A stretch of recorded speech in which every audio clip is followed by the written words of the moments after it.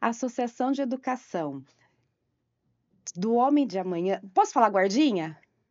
Não, Pode né? falar, a guardinha, daí Tá, você já se descontrai. tá bom. Depois, em Aí algum depois, momento, eu não, falo. eu falo. Aí eu já, bom, agora vai dar certo. Vamos lá. A Guardinha existe em Campinas há 85 anos. A instituição denominada Associação de Educação do Homem de Amanhã já impactou mais de 200 mil jovens. Por onde andamos, encontramos diversas histórias de campineiros, de pessoas de diferentes lugares do país impactados por esse projeto. Hoje estamos aqui com a professora Maria Helena Novas. Vamos conversar sobre seus sonhos, seus planos, sua história. Quando Maria Helena fala, a gente escuta. Seja muito bem-vinda, professora. Como você é gentil, Vanessa. Eu agradeço muito pela oportunidade que você me dá de contar um pouco do nosso entusiasmo com o futuro dos jovens e com o futuro das famílias que a gente quer que seja mais justo e solidário. Gente, professora, desculpa, é Maria Helena Novaes Rodrigues. Como que eu ia Isso. esquecer? Mas agora vamos lá. Professora, qual foi o marco mais importante da sua carreira como professora universitária? Eu nem digo como professora universitária, mas eu vou falar do foco da minha profissão como professora universitária. Eu sou professora de linguística. Entender um pouco, porque a gente nunca entende o total, nem o muito, nem bastante, né? Foi perceber que o fenômeno da linguagem é um fenômeno construído por nós todos permanentemente. E há uma questão importante que todos, agora eu vou falar com uma professora mesmo, né? Que é descobrir, fazer os jovens descobrir, os jovens alunos universitários, que a gente não pode trabalhar com erro e acerto. A linguagem está sempre em evolução. E então, aquilo que em algum momento você chama de erro é porque alguém disse para você que aquilo não pegava bem, vamos dizer assim.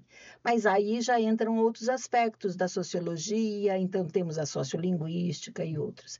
Então, eu acho que a minha oportunidade foi, a grande questão para eu começar até a minha carreira universitária, foi eu ter feito um mestrado em linguística e ter como base uma referência importantíssima, que é o Noam Chomsky. O Chomsky, O claro. Chomsky é extremamente respeitado até hoje, não é? E ele está bem mais velho. Ele diversificou um pouco a sua trajetória e foi para o lado mais das ciências sociais e tal. Ele tem um livro que eu acho, ele é fininho assim, vale a pena ler. É um livro fácil de ler e chama-se, esqueci o nome. Peraí. A, a pessoa, o lucro ou as pessoas? O lucro às pessoas. Professor, agora tem um ponto interessante na sua fala, que é o seguinte: de fato, nós aceitamos as variações linguísticas, respeitamos, mas a senhora faz um trabalho de inserção social, de responsabilidade, de inclusão do jovem, que faz com que ele consiga se comunicar numa entrevista de emprego. Exatamente. Então, respeitar a variação linguística, tudo bem, mas dar condições para que ele conheça outras variações linguísticas, é sobre Exatamente. isso? Exatamente. Eu escutei uma vez que a gente só pode errar quando a gente sabe o certo. Então, a gente tem que ter poder de escolha. E o que se faz com os jovens é isso, a gente tem que dar a eles poder de escolha, de que caminhos eles vão seguir. Se o jovem está num caminho fechado, com aspectos viciosos, né, de vida, de sociedade, de grupo, de comunidade, o caminho dele é aquele, né? Porque ele só tem como modelos aqueles modelos que não são os melhores para ele se tornar um indivíduo protagonista, um cidadão de cidadania plena, né? Então, quando esse nome da instituição, que é a Associação de Educação do Homem de Amanhã, foi dado quando houve a transição da Guarda de Automóveis de Campinas, que é de 39, e 65 para a Associação de Educação do Homem de Amanhã. Você perguntou lá no início, né, da família e tal. Eu digo, esse nome foi inventado pela minha mãe. A minha mãe era muito criativa. E aí havia sempre alguma questão, né? O pessoal dizendo assim: Associação de Educação do Homem de Amanhã, e cadê as mulheres? Mas é o homem espécie humana, não é? E aí, como estávamos nessa época, lá pelos anos 2001, talvez, eu estava presidente do Conselho Municipal da Criança e do Adolescente. Tinha muito essa discussão. E eu aí, um dos programas que a gente fazia é agora chamado de Serviço de Convivência e Fortalecimento de Vínculos, mas naquela época não havia esse nome, que a gente adequou aquilo que está estabelecido agora numa legislação muito boa. Eu chamei de Serviço de Convivência, vou dizer como chama agora, Serviço de Convivência e Fortalecimento de Vínculos, Cidadania Hoje. Quer dizer, eu tenho que pensar no amanhã, mas eu tenho que ser um cidadão pleno hoje, tendo 14 anos, tendo 12 anos, tendo 3 anos, sendo um bebê, ou tendo 59 anos, ou 76, como eu.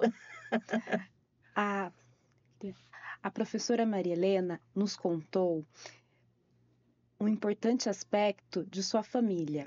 O interesse pelo trabalho voluntário era algo implícito em suas relações cotidianas. A professora Maria Helena contou que toda a família se importava com o que estava para além das grades de suas moradias.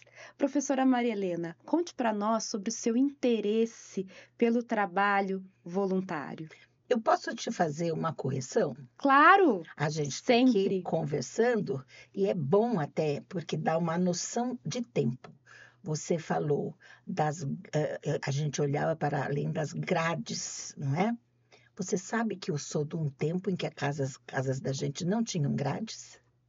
O murinho era baixinho, qualquer pessoa podia pular, tinha um portãozinho, até com fecho, mas ninguém fechava, com tranca e nada. Tinha uma caixinha de correio onde o leiteiro punha o leite e o padeiro punha o pão. E atrás é que se abria, né? Ele tinha a chave da frente e a gente de trás, mas a de trás nunca a gente fechava, porque ninguém tirava. Então, você pensa como mudou a sociedade? Então, não havia grades. Hoje a gente anda um pouco. A gente que é prisioneiro dentro de casa, né? Às vezes. Mas, voltando à sua pergunta. A sua pergunta é, então, de onde surgiu isso? No meu caso específico, o meu gosto por ser professora. A minha ninguém vai saber nem que ano que é isso, né? Mas existiu um ano chamado 1969. Foi o ano em que eu comecei, eu tinha acabado de me formar no curso normal de professora primária, que é assim que chamava, e eu fui dar aulas no Campo dos Amarais. Era uma estrada de terra vermelha, uma coisa assim, mas eu fui alfabetizar. Eu era recém-saída da escola e aquilo foi muito bom. É uma escola a cada dia para a gente, não é? De conhecer as pessoas, que as pessoas têm que se desenvolver. E isso é bom. Em casa, eu sinto que uma das grandes coisas que o meu pai e minha mãe fizeram foi estimular cada um no seu aspecto. Por exemplo, a minha irmã mais velha é artista plástica, né? Então, cada um foi no seu ritmo, nas suas intenções. Agora eu fiquei curiosa.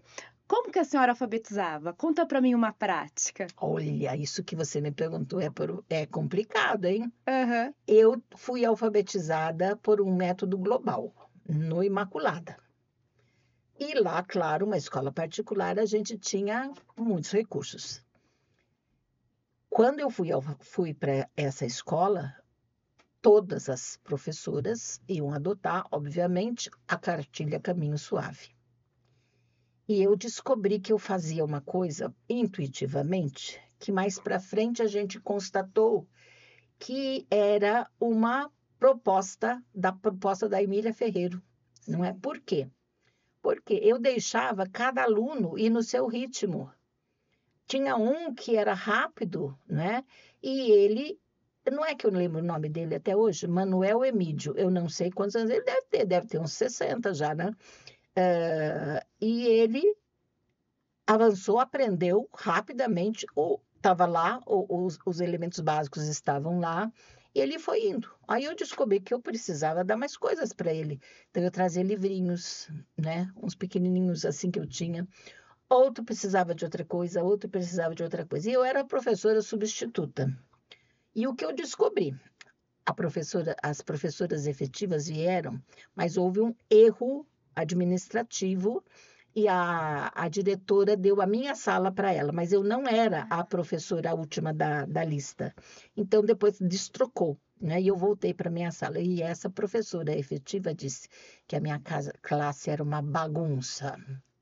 E eu fiquei tão feliz. Por quê? Por que a classe era uma bagunça? Porque cada um estava no seu ritmo. E eu não fazia uma aula única para todos. Eu dava alguma coisa que era para a grande maioria, mas cada um ia no seu ritmo. Então, se algum tinha mais habilidade, eu deixava ajudar o outro. Então, sem querer, intuitivamente, eu usei isso. E outra coisa que eu acho que é interessante, eu tinha feito curso de taquigrafia. Taquigrafia, vocês também nem conhecem o que é? Era uma forma, agora o próprio celular grava a mensagem da gente, né? Isso. Então, se vai a secretária, ela leva o celular e grava a conversa do chefe, do responsável, do dirigente. A gente tinha que anotar tudo com rapidez, né?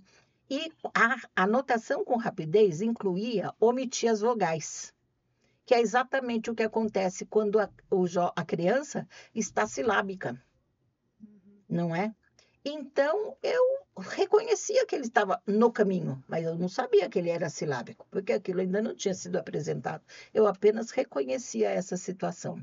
Então, eu digo que eu fui uma professora feliz, até porque eu me sentia com liberdade, e talvez isso tenha vindo da minha casa, né, para ousar, né? Certo.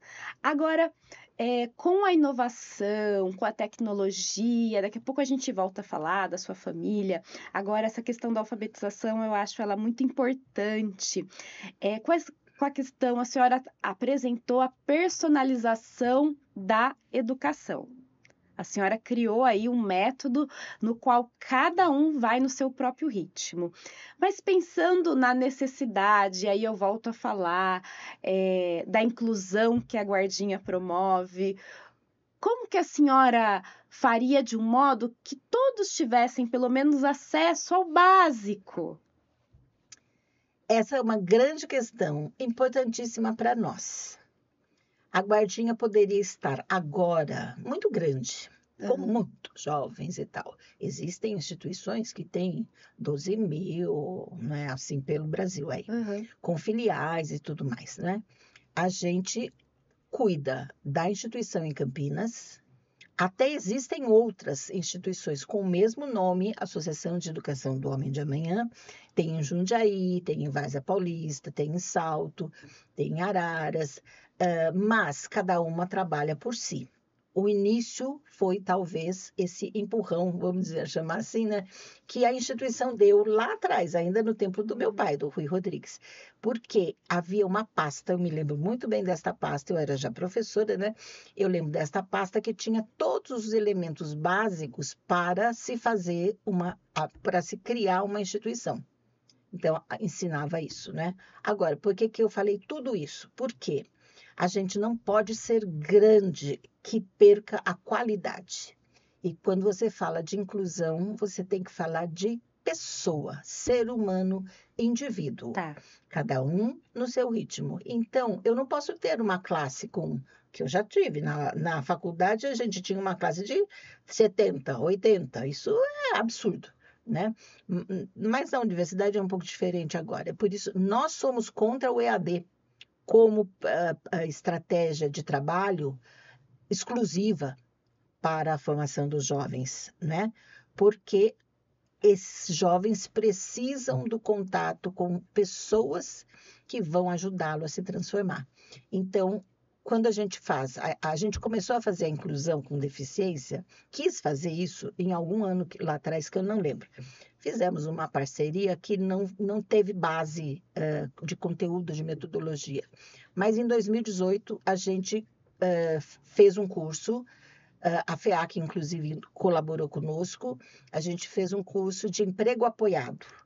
E esse curso de emprego apoiado, nós descobrimos que tinha que ser a metodologia aplicada para todos. Então, se você for a guardinha, você entrar numa sala, não vou nem dizer sala de aula, porque às vezes são salas de atividades, né, diferentes, oficinas e tal e tal. Você não vai identificar, a menos que seja, claro, um cadeirante, alguma coisa muito diferenciada. Mas se ele é surdo, se ele é mudo, se ele é... A gente não percebe, porque todos estão interagindo perfeitamente. Muito bem. Já conversamos bastante sobre métodos pedagógicos, a professora já descreveu como alfabetizava, as suas intuições e também como tem feito atualmente o desenvolvimento de competências e habilidades na guardinha. Agora vamos descontrair um pouco e conversar sobre as suas lembranças. Qual a lembrança mais viva que a senhora tem de seu pai na sua casa? Nossa, que coisa curiosa.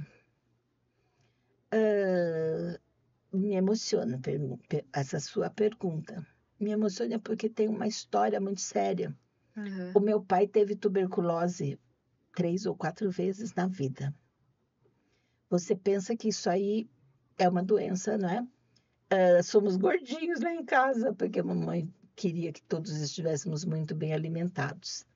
Naquela época, a tuberculose, a primeira vez que ele teve, eles eram recém-casados. Ele era frágil de corpo, ninguém nem supunha, porque ele era extremamente feliz, alegre, né? Responsável, solidário, amigo das pessoas. Então, ele começava a conversar com as pessoas e dizia, meus amigos.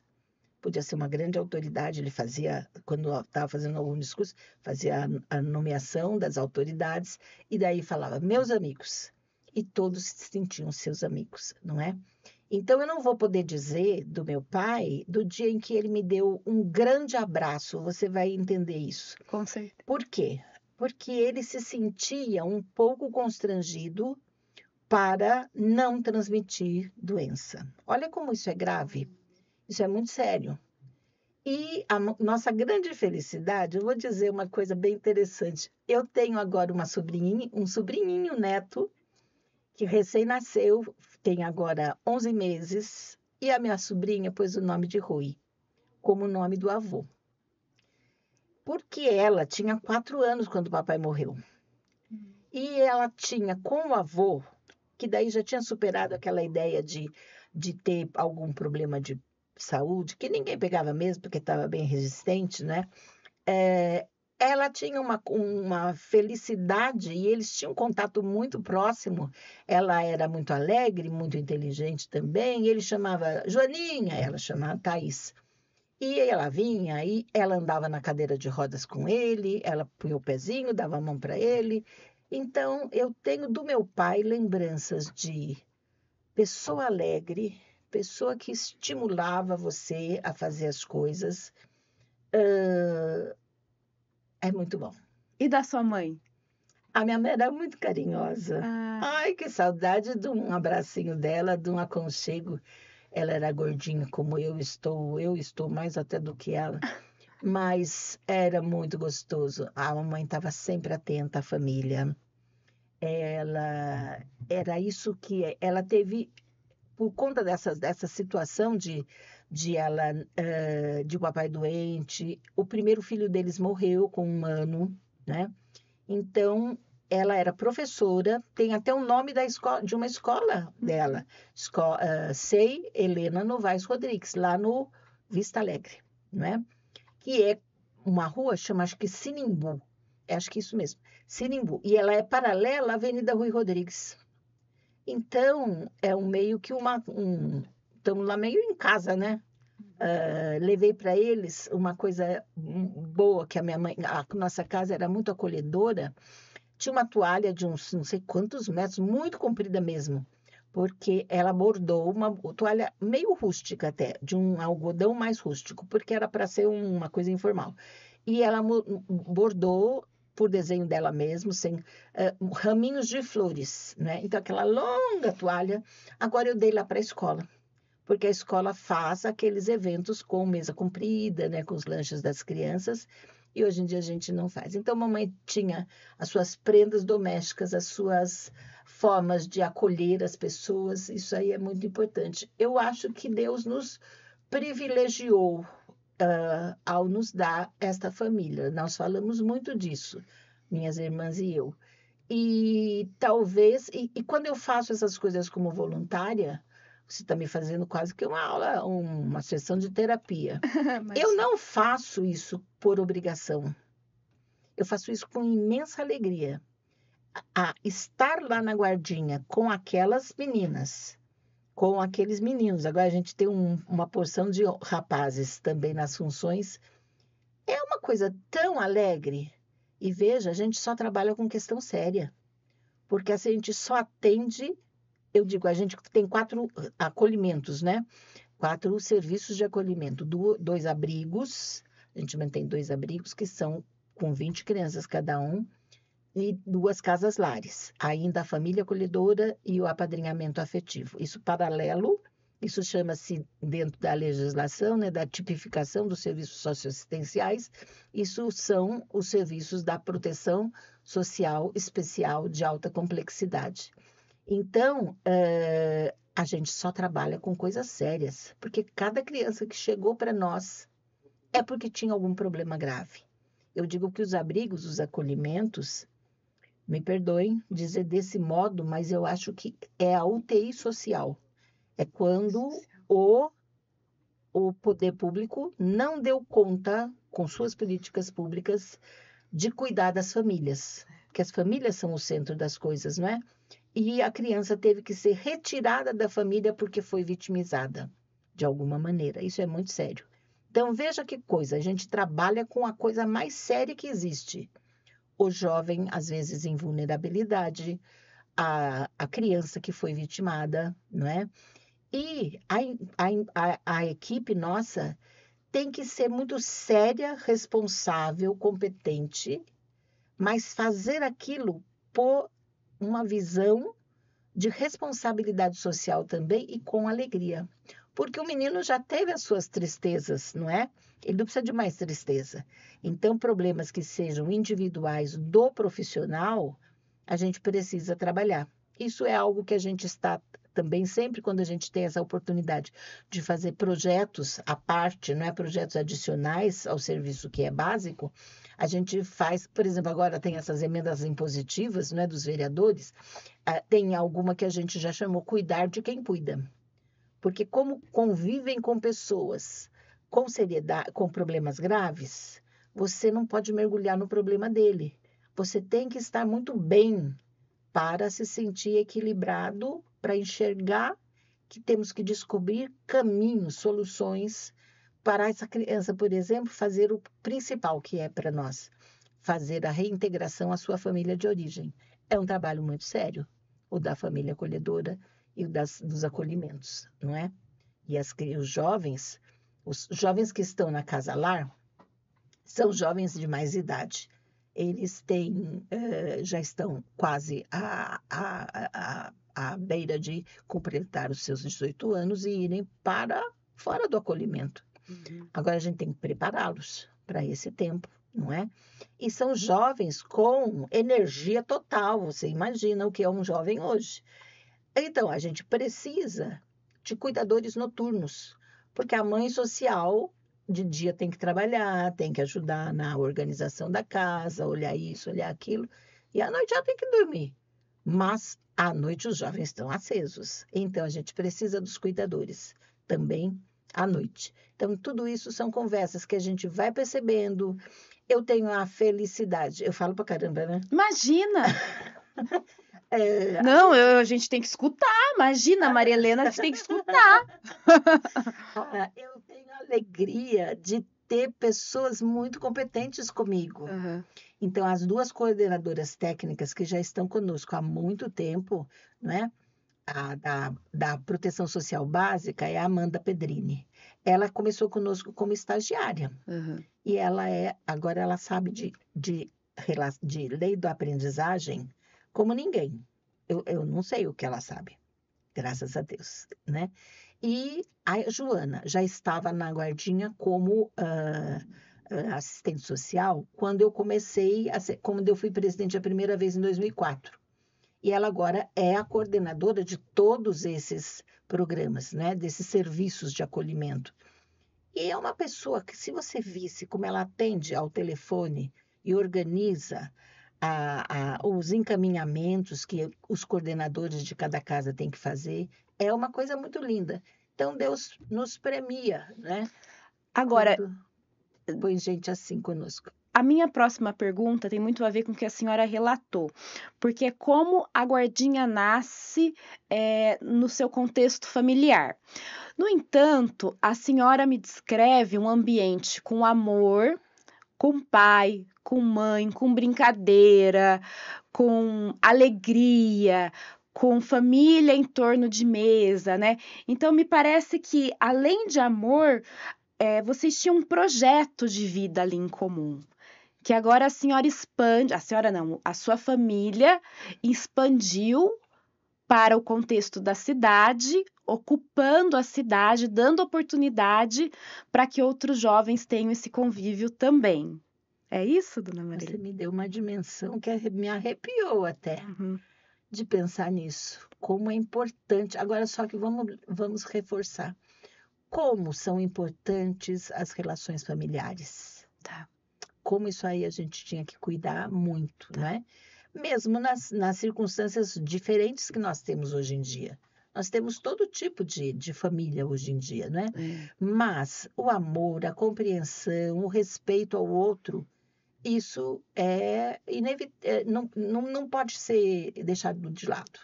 Você pode alterar o desenho da família, né? Mas não pode deixar de lado essa força de relação de amor, de alegria, de compartilhamento da vida que a gente ganhou, né, quando nasceu, certo? Eu fiquei muito emocionada de você dizer isso. É muito sério, vou pensar bastante nisso, nessa coisa de como as relações familiares em casa se refletiram externamente nessas famílias todas que a gente acaba atendendo. E aí eu faço meus respeitos. Hoje ainda estamos no dia 4, né? No dia de finados foi dia 2, ou dia 2, é. E os meus respeitos à minha mãe e ao meu pai, ao amor entre eles, né? E a maneira como eles foram sempre acolhedores. Me perdoe se eu estou até emocionada. Imagina, a senhora está emocionando a todos. Eu me lembrei de uma experiência de uma professora no Espaço do Amanhã, no ANA, professora Elisângela, que ela está ensinando os alunos a colocar a mesa. Muito bom. Uma coisa simples, mas que a tecnologia, a televisão nos tirou da mesa.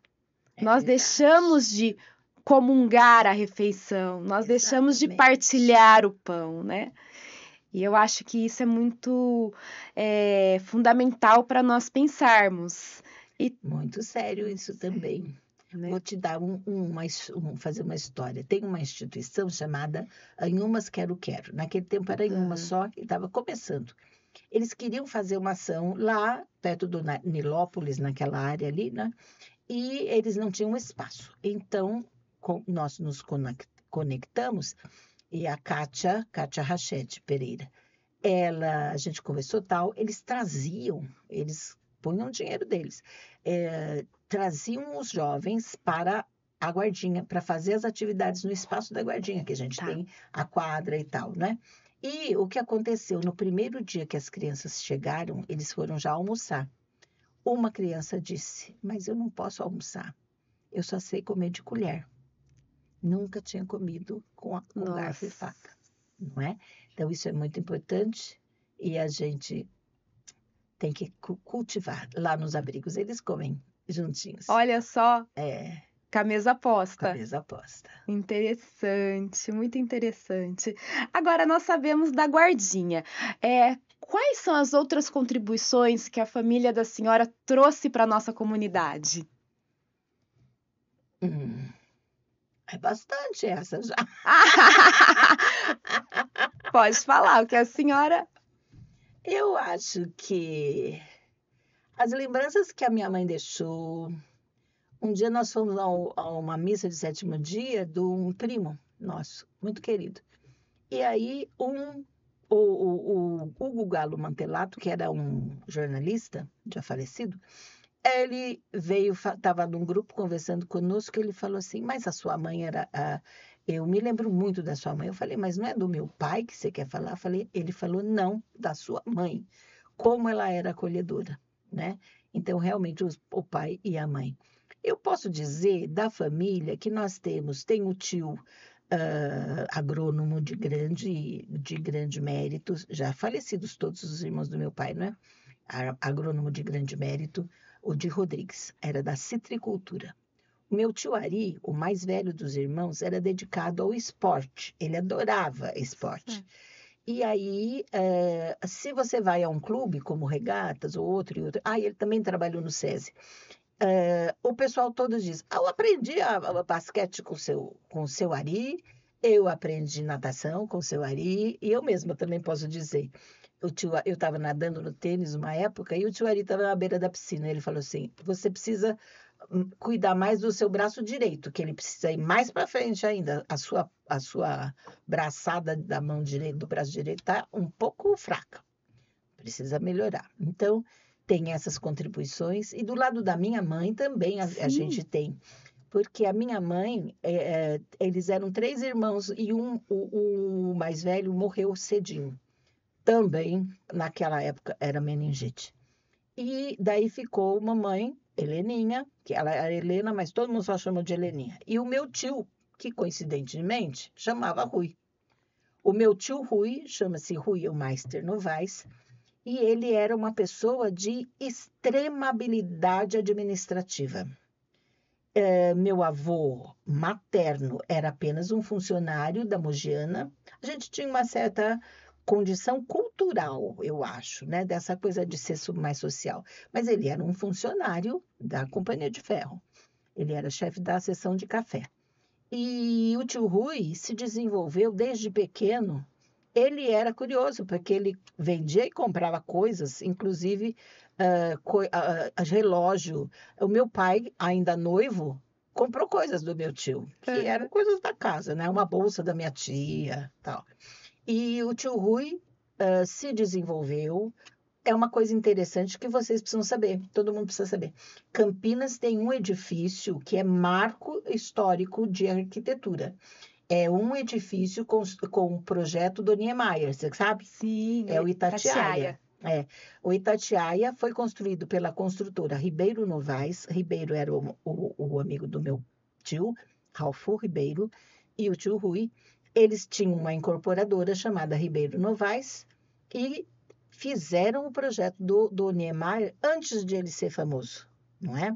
E um primo meu ficou sendo chama-se Noir Rodrigues, esse é o meu primo mais velho. Ele era já engenheiro e ele que tocou a obra, né? Tem até uma gravação de um vídeo feito sobre ele. Então, o tio Rui foi querer ser prefeito, foi prefeito 2 vezes. Tem alguns aspectos que as pessoas não entendem muito, eu não vou falar porque é muito complicado, vai demorar muito tempo. Mas depois que ele perdeu a segunda eleição, foi 2 vezes prefeito. Depois, numa terceira, ele perdeu. E aí ele foi morar na fazenda dele, e aí ele cresceu de novo, porque quando ele era prefeito, ele ficava todo perdido, porque ele só se dedicava à prefeitura e esquecia dos seus negócios. E daí a fazenda dele progrediu, sendo o implantador da seringueira no Planalto Paulista. Isso aí também é importante. Só para uma referência, o prédio onde está a prefeitura foi construído na gestão do meu tio Rui. E todo o processo de abertura das avenidas, inclusive a Francisco Glicério, que não era antigamente lá atrás, a principal rua era a Rua Barão de Jaguara. Né? Tinha a rua de cima, a rua de baixo, a rua do meio, mas daí eles abriram por um plano do Prestes Maia, que já era lei e não tinha sido implementado. Tem muitas discussões sobre isso, como tudo na vida, não é? Mas o tio Rui também deu uma contribuição muito séria para a cidade. Muito interessante, dona Maria Helena, Muita porque gente. assim, de um lado, né, a senhora teve uma família paterna que construiu um projeto com pai, com mãe, que expandiu valores, que expandiu cultura, expandiu postura, expandiu o amor, né, na educação. E de outro, a senhora teve uma família materna que expandiu economicamente a cidade. Verdade. Isso é muito Você lastro. fez um recorte bem feito. São posições complementares. São Exatamente. posições Posso complementares, de até fato. acrescentar uma coisa: o papai também tinha um tino administrativo forte, né? Mas ele não tinha, vamos dizer assim, ambições. Talvez o próprio fato de ele saber que ele tinha uma doença e a vida é efêmera. Eu é que analiso desse jeito, que é essa coisa de descobrir quais são os valores principais, não é? E o dinheiro não é, né? Com certeza não é. Então, o que é o papai, ele era presidente da Associação Comercial Industrial de Campinas, a ASIC, A SIC. nos anos 50. Uhum. E quando ele começou, havia os jovens tomando conta de carros na rua, que eram os jovens que ficavam junto com os policiais. E ele, o prédio da Associação Comercial, ali bem no centro, né? E a cidade era pequenina, e os meninos ficavam ali sem estudar e tomando conta de carro. E aí o que aconteceu? O papai não se estabilizou. Eu tenho assim as atas guardadas, né? De quantas reuniões foram feitas até que se desenhou o projeto em que funciona a Associação de Educação do Homem de Amanhã. Por que eu falei de questão de administração? Porque a Guardinha tinha esse princípio de ser autossustentável. Era uma organização, como chama agora, né? Organização da Sociedade Civil, uma OSC, antigamente falava ONG, né? Uma OSC que tinha a pretensão de ser sustentável, autossustentável. Então, ele foi buscar identificar formas de conquistar essa sustentabilidade. E uma das formas que ele encontrou foi entrar uma vez, duas vezes, três vezes, até que a instituição ganhou o edital de alimentação do presídio do São Bernardo, que era o único na cidade. Aquele contrato de servir alimentação, porque já fazia alimentação para os jovens todos da Guardinha, lá embaixo do viaduto, né? Depois tem muita coisa para contar. E aí, fazer comida boa para todos era princípio, né? Alimentar os jovens, porque às vezes os jovens continuam chegando lá na Guardinha sem café da manhã. A gente tem que dar um lanche bem cedinho para eles. Eles chegam sem café. E nos primeiros dias em que eles chegam, eles querem pegar um pão com cada mão. E a gente vai ter que, aos poucos, ensinar a eles que vai ter. Não precisa ficar aflito. Eles querem como que levar para casa, talvez, né? Então, a questão da pobreza é uma coisa séria. E o papai queria que a instituição fosse autossustentável. E eu tenho ainda, e sendo assim, ela conseguiu conquistar patrimônio. Ela tem um sítio, o sítio Santa Rita, e aí o sítio Santa Rita produzia verduras para a cozinha industrial. Tinha criação de suínos para fazer a mais gostosa feijoada do mundo, porque não tinha economia de carne boa e os presidiários comiam a mesma comida que todos os outros poderiam comer, e comíamos, né? Se houvesse algum evento assim. Então, a última pergunta que você fez, eu não lembro mais, que eu desandei a falar, né? Me perdoe. Imagina! Não, eu estou aqui pensando. Eu estava fazendo a questão administrativa de um lado, né, e o outro. Então, eu acho que essa parte também, a Guardinha tem patrimônio, coisa que é rara entre as instituições, mas isso não significa que a gente não enfrente dificuldades dependendo do tempo, da época, não é? Então, 85 anos é tempo bastante para você ter altos e baixos, né? Agora nós estamos num processo de reorganização muito bom. Eu posso fazer um pedido para as pessoas? Claro, Então, olha, me disseram que é para eu olhar para aquela câmera, né? claro. Então, eu queria dizer às pessoas que por acaso estejam nos assistindo que nós precisamos de voluntários. Voluntários para serem famílias acolhedoras, para serem padrinhos afetivos de jovens abrigados e também, especialmente, precisamos de empresas sérias, comprometidas com o desenvolvimento dos jovens. A gente faz um trabalho de acompanhamento muito forte nas empresas. Então, por isso, a nossa equipe de cuidados é grande. Então, os jovens são atendidos vão para a empresa, dentro da legislação absoluta, que está. Isso aí é uma coisa importante também. Lá nos anos 39, não havia legislação nenhuma, nem o Estatuto da Criança e do Adolescente, né? Havia o Código de Menores, que tinha um olhar sobre o infrator, sobre a punição de quem cometia algo fora da. Então, aí o Estatuto da Criança e do Adolescente, ele veio para transformar, ao invés de a gente olhar para o problema, a gente vai olhar para os direitos e vai tentar cuidar dos direitos da melhor maneira possível. Muito bem. E quem quiser ajudar pode fazer como? Eu acho que pode entrar em contato conosco. O telefone básico é 3772-9699.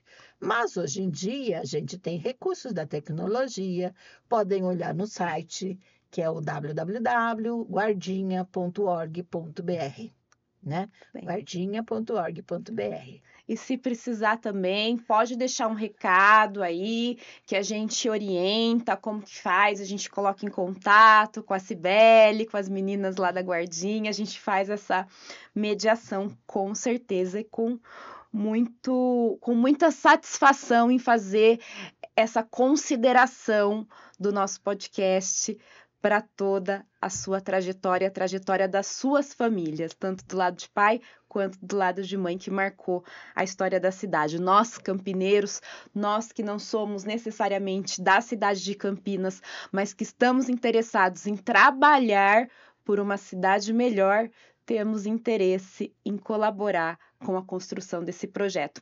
Agora eu fiquei muito intrigada, nós estamos aqui finalizando. O pai da senhora tinha uma situação social ali, vendo os meninos guardando o carro, e aí ele criou um projeto que impactou 200 mil famílias, 200 mil pessoas, e 1.000 famílias, né, consequentemente. 200 mil famílias, consequentemente. Com o tempo, né? Com o tempo, Uhum. isso. O que aconteceu é que, vendo aquilo, a gente tem atas guardadas, né? Eu tenho uma pasta com a letra dele, escrito História da Guardinha. É muito interessante aquela pasta. Está na minha casa guardada, mas eu tenho usado alguns textos que eu já tenho feito digitalização.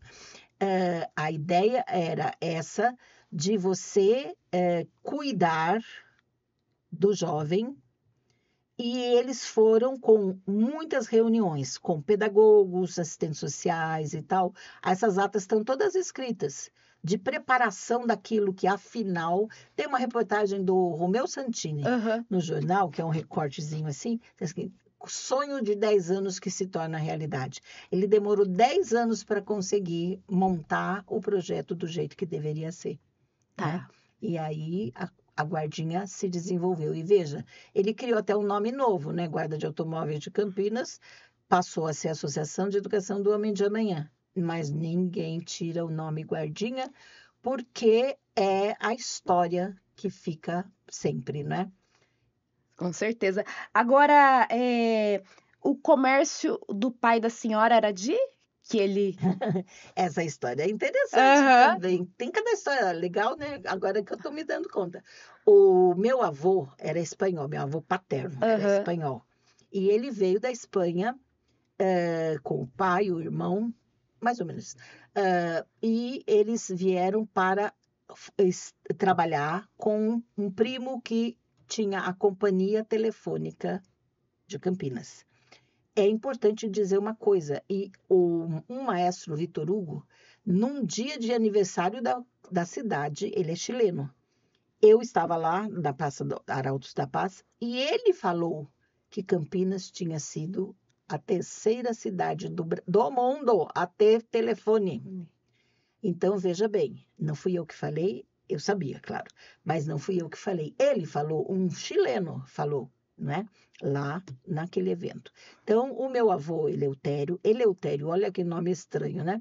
Mas nomes daquela época. O meu avô Eleutério veio e ele, depois de que a companhia telefônica foi de novo estatizada, ele ficou com a casa telefônica, que depois se transformou. Eles faziam a instalação toda do telefone, certo? A sua família trouxe o telefone para Campinas? Não vamos dizer que foi a nossa família. Mas lá atrás. Mas Estava envolvida com isso lá expandiu, atrás. Expandiu a telefonia na cidade. Gente tem, só que a gente entregou para a família Rodrigues. Rodrigues, com Z no fim. Com Z no fim. A minha irmã mais velha levou para o Centro de Memória da Unicamp listas telefônicas do começo, né? Depois, como o meu avô tinha, como eu falei, a companhia telefônica, junto com o irmão Olímpio, e depois ele ficou com a casa telefônica, que virou Eletrorádio. Essa loja durou muito tempo, e daí que o papai era o presidente da Associação Comercial, não é? E o que eu brincava que a casa telefônica, eles eram importadores, não é? Então, a casa telefônica era como se fosse a Miami Store de antigamente, porque vendia geladeira, vendia fogão, coisa que, né, coisa importada, que não tinha no Brasil ainda. E o telefone da loja, sabe que número era? Qual? 1. Era 1. Tenho foto do 1 escrito na parede da propaganda da loja. É muito interessante essa parte. Muito interessante. Gente, ó, vai ter que fazer uma série. Sinto muito, vai ter que fazer uma série, chamar a família inteira. Bom, agora a gente vai finalizando aqui, a gente ainda tem alguns 5 minutinhos. Eu vou fazer 3 perguntas para a senhora, depois a gente finaliza. Qual foi a mudança mais importante que a senhora implementou na guardinha? Qual o conselho fundamental que a senhora daria para os jovens? E depois a gente vai falar sobre o legado, como que a senhora gostaria que o legado de sua família da guardinha fosse lembrado. Qual a mudança mais importante que a senhora implementou? Olha, quando eu comecei como presidente, o que eu fiz foi a minha primeira providência. Fiz um ofício para a Procuradoria Regional do Trabalho, PRT 15, porque a guardinha estava sob ação civil pública. E eu, em 2004, entrei na guardinha pensando que eu ia fechar honrosamente a instituição. Só que eu fiz isso. Eu lembro que era o ofício 17, né? Uhum. Esse ofício eu mandei, ou fomos levar, não lembro. E logo, nas conversas com os procuradores, nós traçamos com eles viram que a minha intenção era fazer as adequações da lei.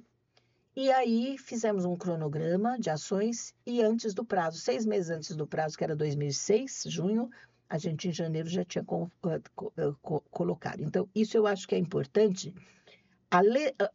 O poder legislativo é um poder fantástico, importantíssimo, e tem que trabalhar com muita seriedade. Então, por exemplo, quando temos a conquista do Estatuto da Criança e do Adolescente, e depois a legislação relacionada à aprendizagem profissional foi se organizando e construindo, isso é uma conquista inestimável para o Brasil. Então, eu acredito em que nós precisamos cuidar dos direitos das pessoas, dos direitos humanos. Essa é a questão. Eu acho que essa é a minha ação. A sua ação foi implementar uma política articulada com o judiciário para que os direitos humanos fossem atendidos no contexto do trabalho voluntário social. Não, especialmente na condução dos atendimentos aos jovens Tá. no seu processo de primeiro emprego, Tá. não é? Isso aí foi básico. E, posteriormente, a gente foi acolhendo outras ações, e aí a gente diz que é um ônus, e não exatamente um bônus, porque a gente foi fazer a família, o primeiro abrigo, porque descobrimos que meninas que começaram aos 74 anos, Tá, obrigada. aos 74 anos começamos a ter meninas, que antigamente era menino para lá, menina para cá. Quando começou com meninas, foi descoberto que meninas com gravidez precoce eram postas fora de casa naquela época. 1974, não é tão longe assim, né? E aí, o que acontece? Fez-se um abrigo. E aí, depois, mais tarde, a prefeitura nos pediu para fazer o segundo abrigo em 2007. O primeiro foi em 77, o segundo em 2007. Depois, a família acolhedora. Depois, isso, aquilo. Aumentamos e temos tentado ser coerentes com os direitos humanos sempre. Essa é a nossa perspectiva. E o que é importante, por que a gente agora comemora 85 anos?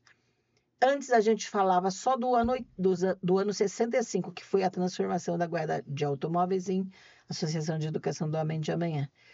De repente eu fui para uma cidade, não vou falar o nome, uma cidade em São Paulo, não é? E recentemente, antes da pandemia um pouquinho, a gente foi para lá e viu que tinha meninos tomando conta de carro ainda naquela cidade. Aí eu falei, ué, a nossa história começou lá atrás. E a gente fez essa mudança em 65 para cuidar dos direitos dos jovens, né? A escolaridade. É bom saber que lá nos anos 65 não havia escola disponível para todos. A gente não tinha ensino universal. Não tinha como agora a obrigatoriedade de fazer pelo menos o ensino fundamental ou na primeira parte, né, ou no 2, mas não havia isso, por isso tanto analfabeto. E as crianças não eram chamadas para isso. E o que aconteceu? Aí a gente tem o Estatuto da Criança e daí vem os conselhos tutelares, que agora nem deixam as crianças ficarem fora da escola. Os pais como diz, são responsabilizados pela ausência dos filhos à escola, não é? E mais outra coisa que eu acho que é importante, por conta desse envolvimento, e aí eu pus no estatuto da instituição, nós temos que participar eu estou falando de política, mas não estou falando de política partidária, políticas públicas para as conquistas dos direitos humanos, né? Então, eu coloquei no estatuto que a gente deve participar de todos os conselhos de políticas públicas que existam e estejam relacionados àquilo que a gente faz. Então, a gente é do Conselho da Criança, é do Conselho da Assistência, pessoas diferentes, Conselho da Segurança Alimentar e Nutricional, o CONDEMA. Então, eu até posso dizer, por conta desse meu envolvimento todo e por ter sido professora e falar tanto como vocês estão vendo. Imagina. Desculpa. Imagina. Eu já fui presidente do Conselho da Assistência, primeiro do Conselho da Criança, depois do Conselho da Assistência e ainda, por último, do Conselho do Meio Ambiente, que é uma questão de direito humano também, né? Eu quero fazer uma última consideração aqui. Estamos diante da professora Maria Helena Novas Rodrigues. A professora Maria Helena é fruto de duas famílias de trabalhadores, empreendedores, duas famílias que têm algo em comum, que não aceitam o impossível, que aprenderam que sonhar grande, sonhar pequeno, dá o mesmo trabalho. Portanto, agora em nome de cada família trabalhadora dessa cidade, que conhece o amor, que conhece os valores, que conhece a luta. Professora Maria Helena, como o poder público pode cuidar dessas famílias que não tem essa mesma trajetória? É uma pergunta que você está me fazendo? É uma pergunta para os seus. Eu acho que cada pessoa tem que abrir os olhos para o outro, para o desenvolvimento, para o crescimento dos outros, da maneira como os outros são. Ninguém é melhor que ninguém. Eu sempre digo assim, eu já tive depressão. Uhum. A gente sabe o que é não ser nada. Quando você tem uma depressão, você fica largado, você não quer pensar em nada. Então, daí a gente cura, né? Porque graças a Deus É. tem médico, tem remédio. Graças a Deus tive chance de me cuidar. E trabalhei pra caramba, né? Eu fui professora da escola pública e da escola da universidade. E aí eu vivo pelas minhas aposentadorias, com certeza, né? Com dignidade, mas num tamanho que é suficiente. Então, o que eu vejo é que cada pessoa deveria se preocupar mais em em desenvolver o potencial que tem. Porque todos temos potencial para alguma habilidade e temos que descobrir qual é ela. Todo mundo tem, né? Então não vamos descartar pessoas, não vamos excluir pessoas, vamos só ter o trabalho de buscar os caminhos. É complicado para o governo fazer isto. Ele precisa de avançar mais. É complicado falar isso. O poder público precisa avançar mais nessa percepção básica, mas de fato, não apenas escrevendo planos, projetos e tal, que ficam no papel, né? A gente precisa do dia a dia, né? Da pessoa que está na nossa frente. E cada árvore é importante, por exemplo. Cada criança é importante para todos. Política é trabalho ou projeto ou proselitismo para a senhora? O que é política para a senhora? Política é de polis, cidade. É a articulação das pessoas por valores importantes, sensíveis. Valores que desenvolvem o potencial de cada pessoa, de cada ser. Temos 3 minutos. Qual é seu sonho, professora Maria Helena? Conta para nós. Você é bem provocadora, hein? Com 76 anos, eu vou dizer um sonho bem básico. Eu sonho que eu possa ficar trabalhando bastante e não dar trabalho para ninguém quando ficar mais velha. Esse é um sonho particular, pessoal. Para a guardinha, e você perguntou de alguma maneira antes, né? Eu espero que eu consiga trazer pessoas mais jovens, né? Porque a gente passa. Pessoas mais jovens, a gente tem feito o lema dessa gestão é guardinha mais 85. Que a gente consiga fazer a guardinha viver mais 85 anos, ser útil por mais 85 anos. Ou, o melhor de tudo, seria fechar a guardinha. Por quê?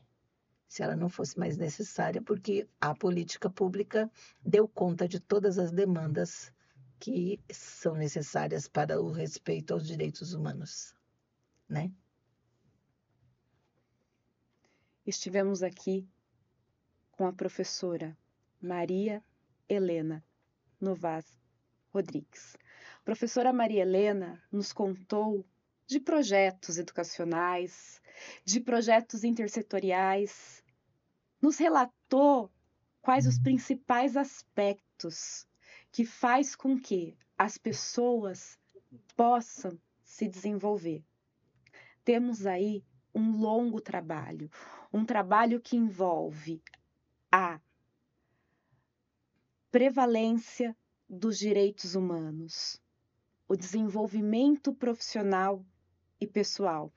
Tem uma frase que é de um grupo contemporâneo, o Rapa, que diz: é só regar, os lírios do gueto que o Beethoven negro vem para cantar, né, compor e assim por diante.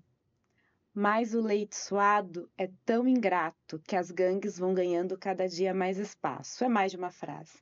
Eu acho isso muito emblemático porque a gente precisa de educação, a gente precisa desenvolver vocação, aquilo que vem conosco, e também ter boas condições de remuneração.